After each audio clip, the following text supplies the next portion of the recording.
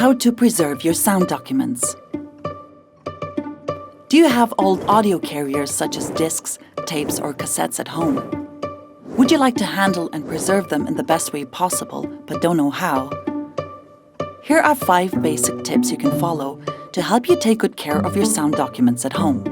1. Treat them right. Make sure you have clean, dry hands before handling your sound carriers and take off any jewelry that might scratch or damage them.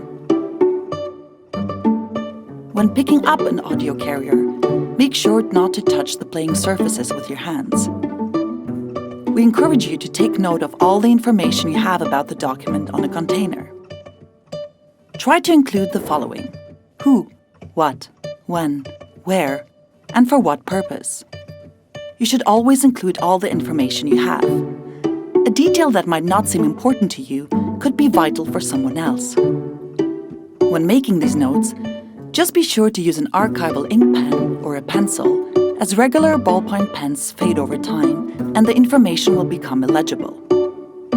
Be careful to add this written information on the container and not directly onto your carrier itself. 2. Keep it clean. If you've been storing your carriers in the attic or at the back of a cupboard, chances are they will be quite dirty and dusty. Not to worry, you can get them back into shape by giving them a little clean.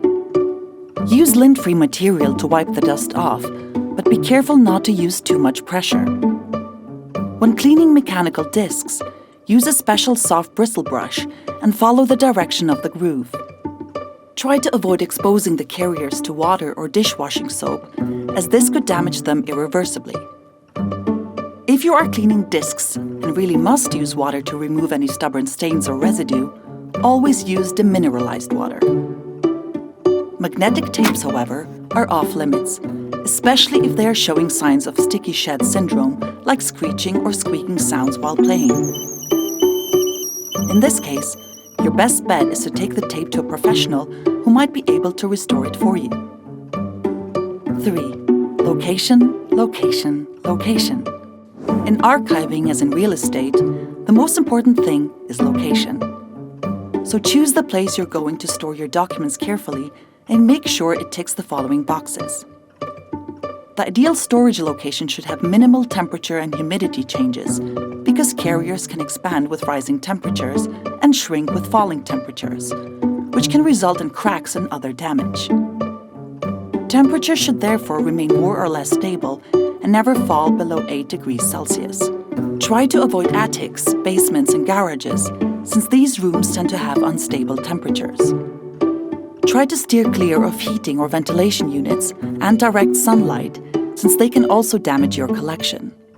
Make sure your collection is exposed as little as possible to dirt and other pollutants, such as dust, food, and drink. And, if you are storing tapes, make sure to keep them away from magnetic fields. 4. Storage position. Once you have found the perfect location, the next important thing to consider is how you position your sound carriers.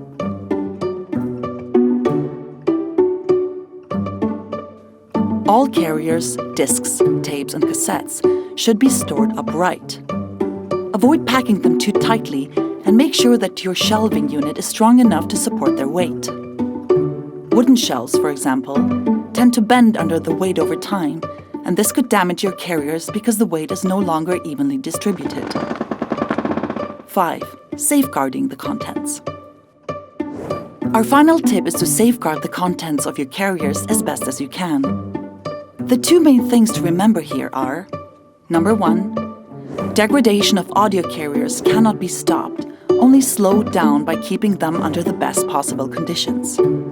And number 2, as playback equipment for some carrier types becomes less and less available, you run the risk of no longer being able to access the contents. So if you have the possibility to make digital copies of your recordings, please do. One little bonus tip: make sure your playback equipment is fully functioning before playing back a carrier on it. Otherwise, your equipment might damage your carrier. And there you have it. Follow these 5 tips and you're well on your way to creating your very own sound archive at home.